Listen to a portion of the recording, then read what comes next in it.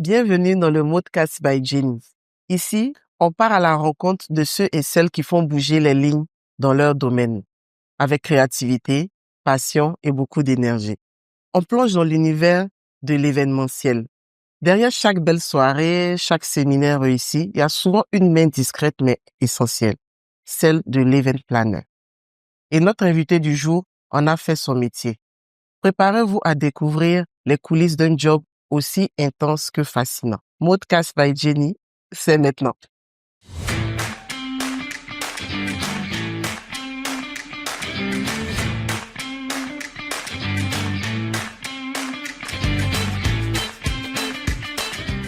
Monia, c'est un peu la chef d'orchestre des beaux moments. Elle imagine, coordonne, anticipe et règle les imprévus. Bref, elle fait en sorte que tout roule le jour J. Après plusieurs années d'expérience et une passion intacte, elle accompagne ses clients dans la création d'événements qui marquent. Aujourd'hui, elle nous partage son parcours, ses astuces et quelques vérités sur ce métier qu'on voit souvent de loin, mais qui demande beaucoup d'engagement. Bonjour Monia. Bonjour Jenny. Ou bien je dis quoi? Le gouverneur. C'est parfait. Ah, tu connais la suite. Comment tu vas? Ça va bien. Et merci toi, beaucoup d'être venu. De rien, Franchement, merci merci beaucoup de nous montrer ton métier parce que tout le monde veut devenir event planner. Et quand on voit les événements, on se dit, bon, c'est facile, on rencontre du beau monde et tout. Mais ça demande beaucoup de travail, ça demande beaucoup de patience. Il y a beaucoup de choses. Donc, j'ai voulu que tu viennes nous montrer vraiment ce que ça fait. Quoi, il en retourne. Surtout ça. Donc, voilà, on va rentrer dans le vif du sujet. Hein. D'accord. Si tu veux, tu peux te représenter. Si j'ai pas tout dit, Ok. voilà. Non, mais normalement, tu as tout dit. Monia Lordrego, Event and Concept Planner. Donc, je coordonne effectivement et je fais aussi des événements. Ok, Voilà. d'accord. Selon toi, quels sont les 3 piliers incontournables pour réussir une organisation d'un événement? Les 3 piliers incontournables. Donc, on va dire la créativité. Parce qu'il faut toujours, on va dire, innover. C'est-à-dire, le client A, il faudrait pas faire pareil pour le client B, ni C. Il faut toujours avoir de l'innovation, être à l'écoute de son client, parce que c'est quand même son projet qu'on met, j'ai envie de dire, au jour, mais c'est quand même lui son idée. Nous, on ne fait que, comment dire ça, mettre sur table. Voilà, lui, il engage, nous, on corrige et on met sur table. Et après aussi la disponibilité. Mais comment gères-tu les imprévus de dernière minute? Alors, les souvent, imprévus, je pense que c'est vraiment inévitable. Hein, les imprévus, c'est au cas par cas. C'est au cas par cas, mais il y a toujours, en toute chose, il y a toujours des plans B. Okay. C'est-à-dire, je prends un exemple que j'ai en tête. Il y avait un mariage où le décorateur a fait en fait la liste des invités sur le tableau en fait, donc dehors. Et il se trouve qu'il a plu. Il y a eu une grosse pluie. Donc, ce qui fait que quand les invités venaient, ils ne pouvaient pas avoir le temps de regarder le tableau pour savoir à quelle table ils étaient installés. Ils sont rentrés, ils n'ont pas pu s'installer directement parce que, comme je dis là-bas, il faut aussi quand même avoir des pare-feux, on va dire. Donc, ils rentraient et là, à l'accueil, on leur demandait leur nom et séance tenante, on regardait sur un papier et puis on les installait. C'est-à-dire, au lieu que eux, ils aient déjà à leur table, ça allait être plus fluide pour eux. Mais c'était déjà à l'intérieur. Voilà, donc une fois qu'ils étaient organisés. Exactement. Ils sont là, par contre, on était obligé de les faire attendre à l'accueil, prendre leur nom, chercher leur table et puis les installer. Voilà. Donc, c'est ça, c'est vraiment, je pense que c'est la discipline. C'est la discipline et puis il faut être rapide. Il faut être prompt. Il faut être smart. Voilà. Plutôt prompt. Parce que je veux dire, dès qu'ils sont là, il faut trouver, comme on dit, le plan B. Voilà, la solution. C'est-à-dire, je me souviens, les papiers, c'était écrit tout petit. Les noms étaient écrits tout petits. Mais tu es obligé. Parce que séance tenante, eux, ils sont là, ils ont envie de s'asseoir, ils sont mouillés. Ils sont énervés. Voilà, c'est vrai. Ils ont faim, ils ont tout ce qu'il faut pas avoir. Donc, séance tenante, il faut d'abord pouvoir les calmer et puis avoir la solution adéquate pour les installer puis les mettre à l'aise, en fait. Ça, c'est une bonne transition parce que ma prochaine question, c'est plus pour l'approche et les tendances, tu vois. Comment démarres-tu la conception d'un événement dès le premier échange avec le client? Alors, je reprends la question. Non, je veux dire, comment démarres-tu la conception d'un événement? Comment je démarre la conception d'un événement? Voilà, dès le premier échange avec le client. D'accord. En fait, quand tu dis conception, ça m'a un peu perdu parce que je veux dire, eux, ils viennent avec leur idée. Quand c'est un mariage ou un anniversaire, le client vient avec son idée, ses couleurs. Et comment je démarre, j'entends d'abord son idée. Une fois qu'il a son idée, moi, j'essaie de lui dire, mais ça peut être bien. Hein? Ou ça peut être bien. Je lui donne aussi mes idées et puis ensemble, avec la fusion, on se laisse aller. Et après, je fais toujours un plus, comme on dit, une plus-value, pour qu'ils puissent dire, ça, c'est bien, t'as pas dit, ou bien j'ai pas pensé à ça, mais c'est bien qu'il y ait eu ce plus. Voilà. Mais quelles sont les tendances actuelles en matière d'organisation d'événements, notamment en termes de durabilité, d'innovation, même de mode? Tendance, c'est vraiment au cas par cas. Parce qu'il y en a qui sont de la vieille école, il y en a qui aiment l'innovation. Donc, il n'y a pas vraiment de tendance. Les tendances en matière, en tout cas, de mariage ou d'anniversaire ou autre, c'est soit des thèmes, soit des couleurs. Il n'y a pas vraiment, je veux dire, moi, aujourd'hui, quelqu'un peut dire, je vais aller faire années 40. Tu vas avoir quelqu'un même qui n'est même pas, on va dire, des milléniaux, qui n'est pas né en 1990 et demi, qui va vouloir aller encore au fond pour, ça dépend de tout un chacun, ça dépend de ce qu'on recherche. Et puis, ça dépend de la couleur aussi, parce qu'il y a des couleurs, on va dire, qui sont passées, mais le client va te dire, moi, je veux cette couleur-là. Parce que tout le monde serait en train de faire, par exemple, il y a eu l'effet terracotta. Je ne sais pas si tout le monde faisait mariage terracotta. T'as pas envie forcément que ton mariage soit terracotta. Tu prends une couleur qui est déjà passée ou bien, je sais pas. Et au moins, ça te fait sortir de ce qu'on voit d'habitude. Voilà. Maintenant, en parlant de technologie, parce que aujourd'hui, il y a les réseaux sociaux et tout. Donc, ma prochaine question, c'est la technologie a-t-elle modifié ta façon de travailler ou d'interagir avec les participants, tes clients et tout? Bon, on va dire ça n'a pas vraiment changé, ça a plus, on va dire que, je sais pas comment je vais expliquer ça. C'est un plus. C'est un plus. C'est un plus parce que au lieu de tout le temps aller chez le client faire un rendez-vous physique, on s'appelle, on fait des visios, ce qui fait que très souvent, par la grâce de Dieu, j'ai très souvent des clients qui sont pas sur Abidjan. Donc, ça leur donne une longueur d'avance. On s'appelle, on échange, on familiarise même déjà de telle sorte comme ça, quand il vient, on a déjà la confiance, c'est à qui il parle, il voit l'environnement, c'est pas quelqu'un qu'il connaît pas. Il y a toujours des personnes qu'on a en commun.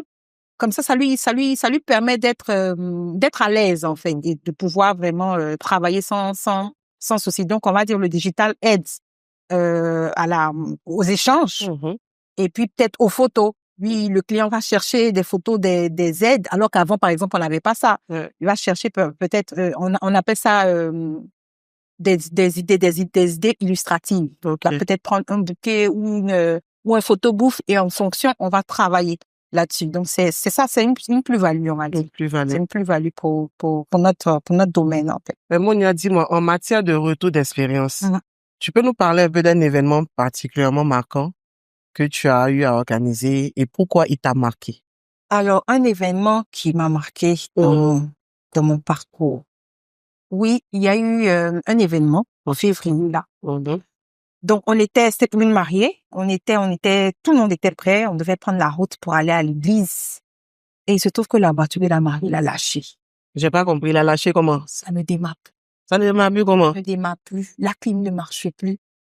Comme on dit, tout tenait comme ça. Attends, ça marchait avant ou bien? Ça marchait puisque la voiture est venue à l'hôtel. D'accord. Où on dit on va prendre la voiture, prendre la route pour l'église. C'est là que tout va se gâter. Les sorciers étaient en marche. Ah, et vraiment. Si. Donc, on était obligé de chercher, franchement, des solutions. On a dû appeler un VTC, une agence de VTC. Bon, il y en a fait un en cours. Après, je sais pas si vous connaissez les VTC. Hein. Ça vient, après, ça change. Oui. 7 minutes, 10 minutes. Voilà. Oui. On est déjà en train d'être en retard. Qu'est-ce qu'on va faire? On a cherché des solutions vraiment. En tout cas, on a eu des sueurs froides. À la fin, les DH, on a trouvé ensemble, on a fait l'échange.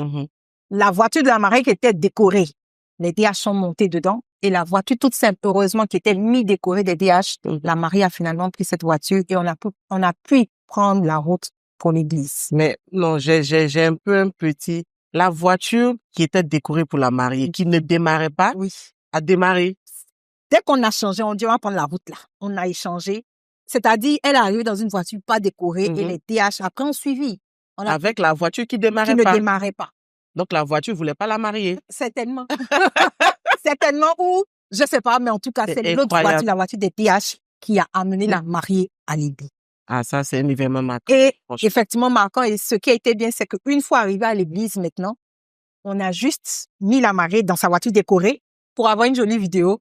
Et puis, à la fin, on a continué avec la voiture des DH. Non, la voiture a quitté l'hôtel pour La mairie ou l'église? Pour l'église. D'accord. Mais à la mairie, là, la voiture non, il n'y avait pas de mairie. Ça, c'était pas, il n'y avait pas de mairie. À l'hôtel. Pour l'église? Oui.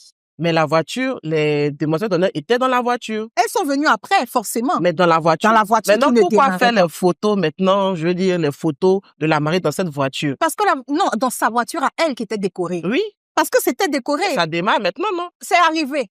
Donc, quand c'est arrivé, là, on a pu faire les photos, quand même, parce que c'est le but de décorer les voitures. On a pu faire la photo. Mais à la fin, on a carrément tout transvasé, c'est-à-dire la décoration de la mariée de base et aller sur la voiture des DH.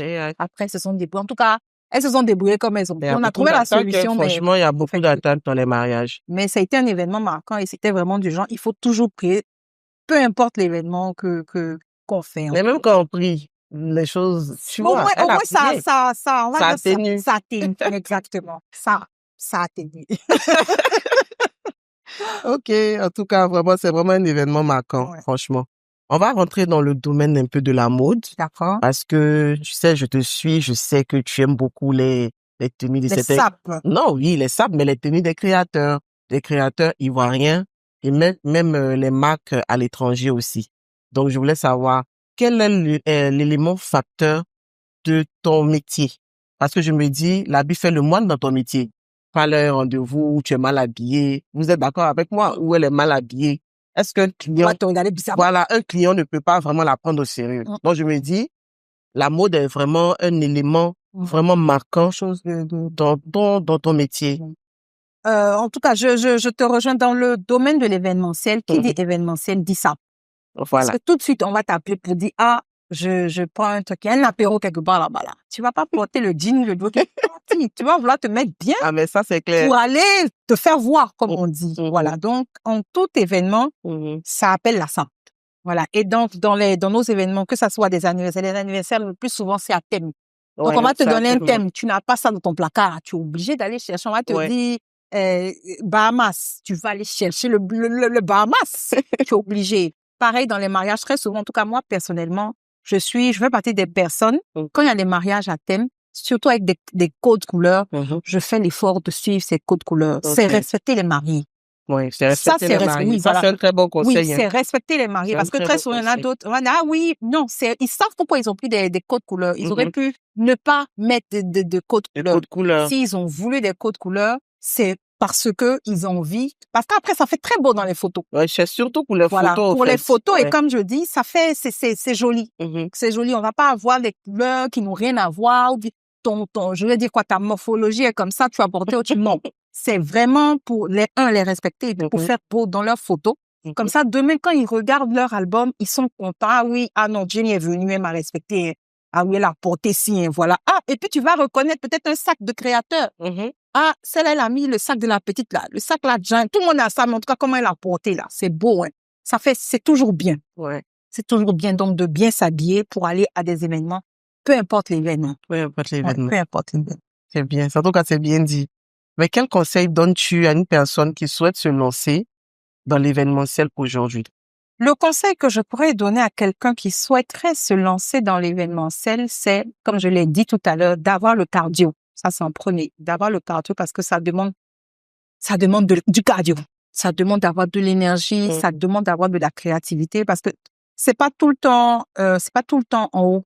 On a très souvent des bas. On a très souvent des bas et il y a pas, tu vas pas tout le temps avoir des événements.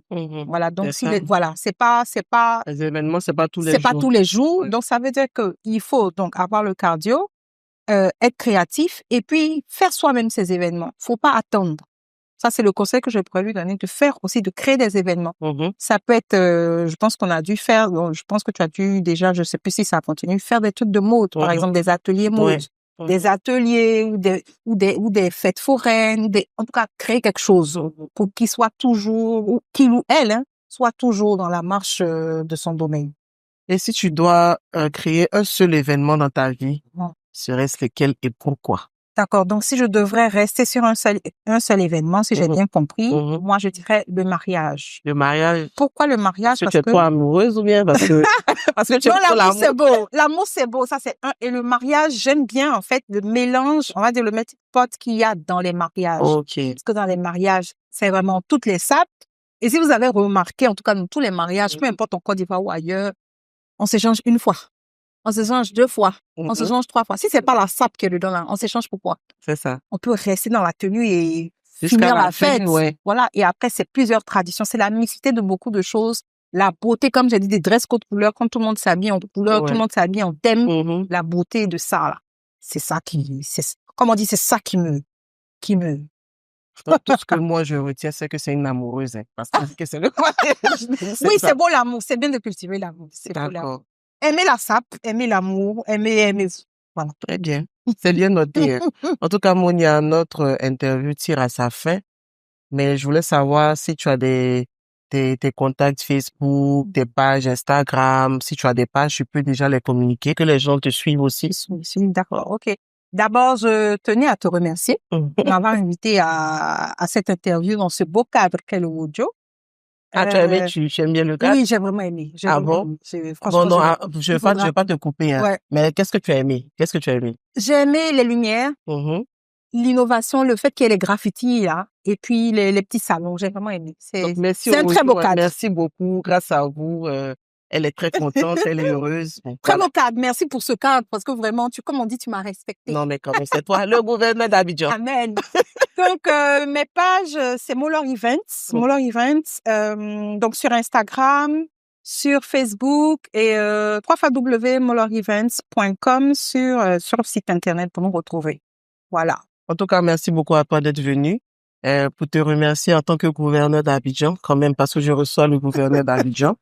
J'ai tenu à t'offrir ce geste, ce petit cadeau de la marque Nour.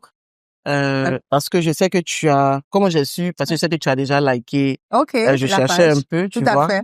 Donc, comme tu aimes bien ce genre de sac. Ok. Je t'offre ça de la part de Moodcast by Jenny. Merci beaucoup. Pour ta présence, puis d'avoir accepté. Voilà, merci, tu peux montrer déjà ce que tu as reçu, comme ça ils vont pas dire que c'est du fake.